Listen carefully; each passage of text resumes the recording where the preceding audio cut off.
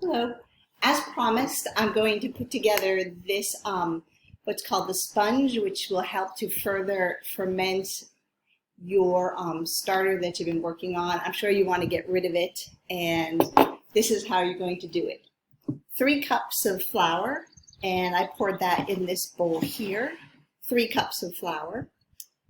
1.5 cups of, still using distilled water poured in here. I warmed it up just so it was lukewarm, but not hot, because if it's too hot, it will kill the yeast, your friend, the yeast. And then I poured in all of my starter. I already did this a few minutes ago.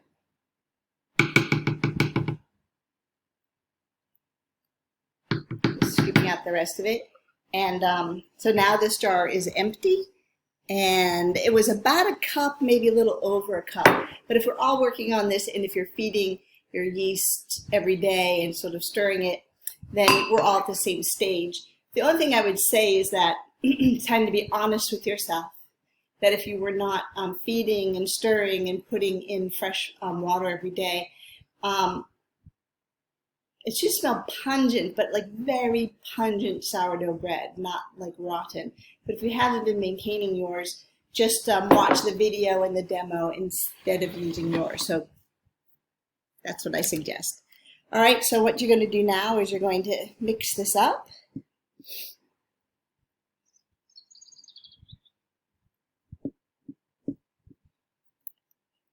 And you're going to, you can see some bubbles, a little fuzz on the sides.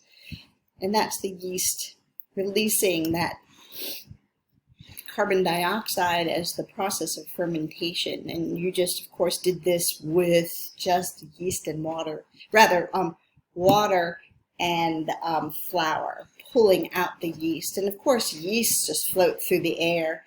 They're not sure how those smarty Egyptians 1400 BC figured this out, but as I may have mentioned on another video, what they did was either just naturally caught some yeast and noticed that they were having some fermentation take place, and then it helped to rise the bread. Or they were scooping off the foam from the beer that they were trying to make, which is kind of funny. So they just would take some bubbly section of carbon dioxide. Yeah. All right, so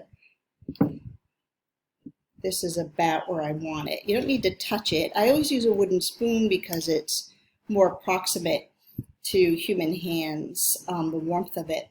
So what we're going to do is that we're going to cover this up. I'm just going to put some plastic wrap on it. If you have something that's a little bit more eco-friendly that you want to stretch over, that's fine. And I'm going to put it in the fridge till tomorrow morning and return to it when I will do a demo of getting the sourdough bread together into its form to be baked. All right.